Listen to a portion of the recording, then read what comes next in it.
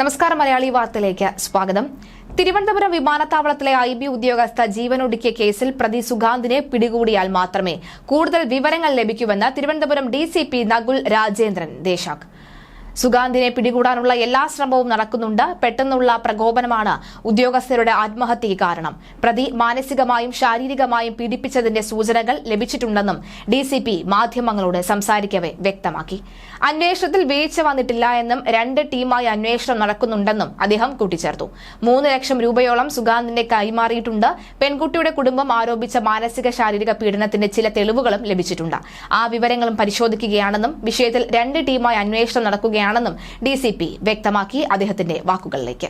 ശേഷം ആളിനോട് സംസാരിച്ച സമയത്ത് നമുക്ക് മനസ്സിലാവും, ആ സമയം തന്നെ ആ മൊബൈൽ ട്രെയിൻ തട്ടിയ സമയത്ത് ആ മൊബൈൽ നശിപ്പിക്കുക ആയതുകൊണ്ട് നമുക്ക് അതിൻ്റെ തെളിവുകൾ ഇപ്പോൾ റിക്കവർ ചെയ്യാൻ സാധിക്കുന്നില്ല.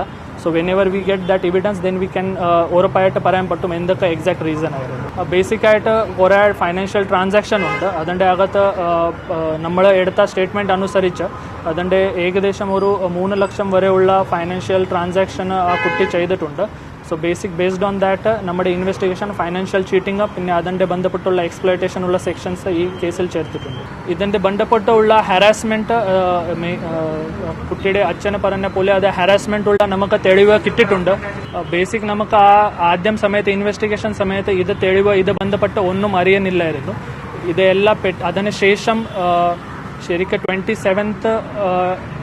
27th ശേഷം നമുക്ക് ഇത് എല്ലാ കാര്യങ്ങൾ ഇത് പകുതി മനസ്സിലായി. ഇതുവരെ ഇൻവെസ്റ്റിഗേഷനിൽ എല്ലാ അക്കൗണ്ട് എല്ലാ എവിഡൻസ് ചേർത്തിട്ട് നമ്മൾ സെക്ഷൻ ചേർത്തിട്ടുണ്ട്. ആ 24th ആ സംഭവം നടന്ന സമയത്ത് നമുക്ക് ആ ഇൻഫർമേഷൻ ഇല്ലായിരുന്നു. ദർ വാസ് പ്രൈമ ഫേസി ആ എവിഡൻസസ് ഒന്നുമില്ലായിരുന്നു.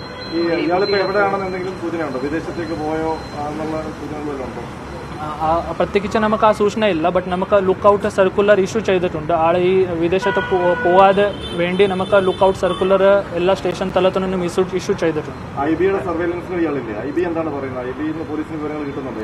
ഇത് IB പറഞ്ഞ ബ്യൂറോ ഓഫ് ഇമിഗ്രേഷൻ അവർക്ക് ഇതിന്റെ ബന്ധപ്പെട്ടുള്ള ഇപ്പോൾ ബന്ധമില്ല. അവർക്ക് അവിടെ തന്നെ 24th ലാസ്റ്റ് അവർ ആളിനോട് കണ്ടായിരുന്നു. അതിനുശേഷം അവരുടെ ഈ സുഖാന്തോട് അവരുടെ കോൺടാക്ട്സ് ഇല്ല.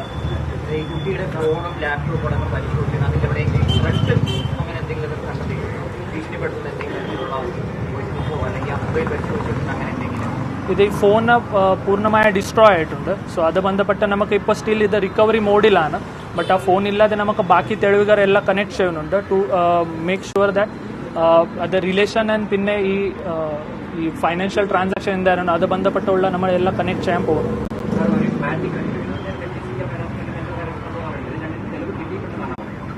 അതിൻ്റെ ബേസിക് നമുക്ക് കുറച്ച് ഇൻഫർമേഷൻ കിട്ടിയിട്ടുണ്ട്. But still based on the further നമുക്ക് ആ പ്രതി കിട്ടിയ ശേഷം നമുക്ക് എല്ലാ ഇത് പ്രതിയുടെ സ്റ്റേറ്റ്മെൻറ്റിൻ്റെ കൂടെ നമുക്ക് ബാക്കി ഉറപ്പായിട്ട് എന്തൊക്കെ നടന്നു അത് പറയാൻ പറ്റും.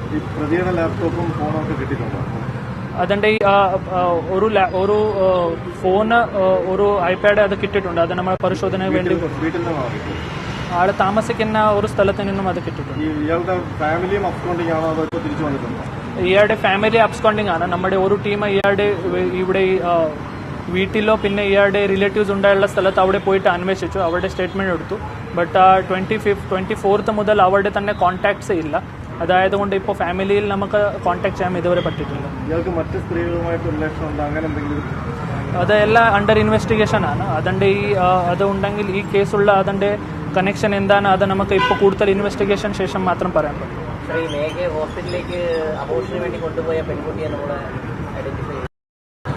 ഇറ്റ് ഈസ് ഓൾ ഇത് ഒരു സെൻസിറ്റീവ് മാറ്റർ ആണ്. സോ ഇത് ഈ ഡിസീസിൻ്റെ പ്രൈവസിയും ബാക്കി എല്ലാ കാര്യങ്ങൾ ചെയ്യാൻ വേണ്ടി ഐ റിക്വസ്റ്റ് ദാറ്റ് ആ എല്ലാ തെളിവുകൾ പിന്നെ അതുള്ള ഇൻഫർമേഷൻ ഇത് ഒഴിവാക്കെങ്കിൽ it will be useful. It is agony to the parents also. So ആ രേഖകൾ നമ്മൾ പരിശോധിച്ച ശേഷം അത് കൂടുതൽ ഇൻവെസ്റ്റിഗേഷൻ ക്ഷേത്രം മാത്രം പറയാൻ പറ്റും. ഈ ആന്റിസിപ്പേറ്ററി ബെയിൽ ആപ്ലിക്കേഷൻ നിലനിൽക്കുകയാണ് കോടതിയിൽ. അപ്പോൾ അയാളെ അറസ്റ്റ് ചെയ്യുന്നതിന് പോലീസിന് എന്തെങ്കിലും തടസ്സമുണ്ടോ? അല്ല, അത് ബന്ധപ്പെട്ടുള്ള ഹൈക്കോർട്ടുള്ള നിർദ്ദേശം നമുക്ക് അത് ബന്ധപ്പെട്ട നിർദ്ദേശം ഇല്ല. നമുക്ക് അറസ്റ്റ് ചെയ്യാനുള്ള തടസ്സമില്ല. നമ്മുടെ 2 ടീം ഇയാളെ നോക്കാൻ വേണ്ടി പുറത്തുണ്ട്. എല്ലാ ടെക്നിക്കൽ ഇൻവെസ്റ്റിഗേഷൻ ടീം പിന്നെ ഫിസിക്കൽ ഇൻവെസ്റ്റിഗേഷൻ ടീം 2 ടീമായിട്ട് നമ്മൾ ഇല്ല നോക്കാൻ വേണ്ടി ഇത് ആൾക്കാർക്ക് പുറത്തുണ്ട്.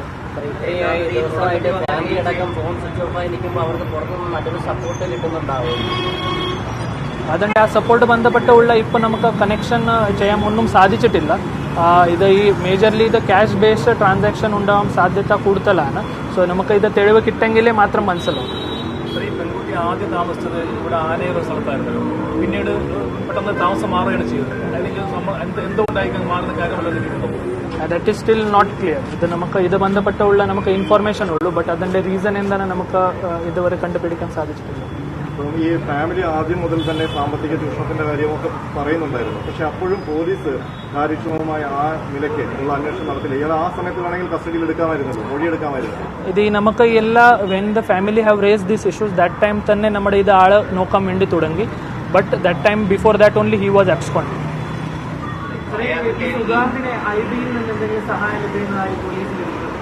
No, there is no such evidence about it.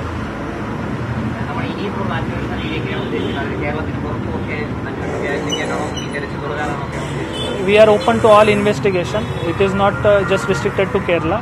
Wherever outside also, our investigation team are outside also to look for it. സുഗാന്തിന്റെ മൊബൈലും ലാപ്ടോപ്പും പരിശോധിക്കണം. മരിച്ച ഉദ്യോഗസ്ഥയുടെ ഫോൺ തകർന്ന നിലയിലാണ് ലഭിച്ചത്. മാനസികമായും ശാരീരികമായും പീഡിപ്പിച്ചതുമായുള്ള ആരോപണത്തിൽ ചില തെളിവുകൾ കിട്ടിയിട്ടുണ്ട്. ആ തെളിവുകൾ പരിശോധിക്കുകയാണെന്നും ഡിസിപി അറിയിച്ചു. താമസിക്കുന്ന സ്ഥലത്ത് നിന്നാണ് സുഗാന്തിന്റെ മൊബൈലും ലാപ്ടോപ്പും കണ്ടെത്തിയത്. രാജ്യം വിട്ട് പോകാതിരിക്കാൻ ലുക്കൌട്ട് നോട്ടീസ് ഇറക്കിയിട്ടുണ്ട്. ഇനി ഈ സുഗാന്തും മേഘയും ഒരുമിച്ച് താമസിച്ച എറണാകുളത്തെ വീട്ടിലും അന്വേഷണം നടത്തുമെന്നാണ് റിപ്പോർട്ട്. സുഗാന്തിന്റെ മാതാപിതാക്കളും ഒളിവിലാണ്. കേരളത്തിന് പുറത്തും അന്വേഷണം നടക്കുന്നുണ്ട്. ഐബിയിൽ നിന്ന് സുഗാന്തിന് സഹായം ലഭിക്കുന്നതിന് തെളിവില്ല. സുഗാന്തിനെതിരെ ലുക്കൌട്ട് നോട്ടീസ് ഇറക്കിയിട്ടുണ്ടെന്നും ഡിസിപി അറിയിച്ചു. അപകടത്തിൽ പെൺകുട്ടിയുടെ ഫോൺ തകർന്ന നിലയിലാണ് കണ്ടെത്തിയിട്ടുള്ളത്. അതുകൊണ്ട് അതിൽ നിന്നുള്ള വിവരങ്ങൾ എടുക്കാൻ സാധിച്ചിട്ടില്ല. ആത്മഹത്യാ ദിവസം പലതവണ ഉദ്യോഗസ്ഥയെ പ്രതി സുഗാന്ത് ഫോണിൽ വിളിച്ചിരുന്നു. ഇതാകാം ആത്മഹത്യയിലേക്ക് നയിച്ചതെന്നാണ് പോലീസ് കണ്ടെത്തിയത്. സുഗാന്ത് താമസിക്കുന്ന സ്ഥലത്ത് നിന്ന് ഇയാളുടെ മൊബൈലും ഐപാഡും ലഭിച്ചിട്ടുണ്ട്. ഇവ കൂടി പരിശോധനയ്ക്ക് വിധേയമാക്കും. സുഗാന്തും മാതാപിതാക്കളും ഇപ്പോഴും ഒളിവിൽ തന്നെയാണ് ഉള്ളത്. ഇവർ രാജ്യം വിട്ട് പോകാതിരിക്കാൻ ലുക്കൌട്ട് സർക്കുലർ ഇറക്കിയിട്ടുണ്ട്. കേരളത്തിന് പുറത്തും ഇവർക്കായി അന്വേഷണം നടത്തുകയാണെന്ന് ഡിസിപി വ്യക്തമാക്കി. പ്രതിക്ക് മറ്റ് സ്ത്രീകളുമായി ബന്ധമുണ്ടോ എന്ന് കൂടുതൽ അന്വേഷണത്തിലേക്ക് വ്യക്തമാവുകയുള്ളൂ എന്നും പറഞ്ഞു. കേസ് അന്വേഷണത്തിൽ വീഴ്ച വന്നിട്ടില്ല എന്നും ഡിസിപി അറിയിച്ചു.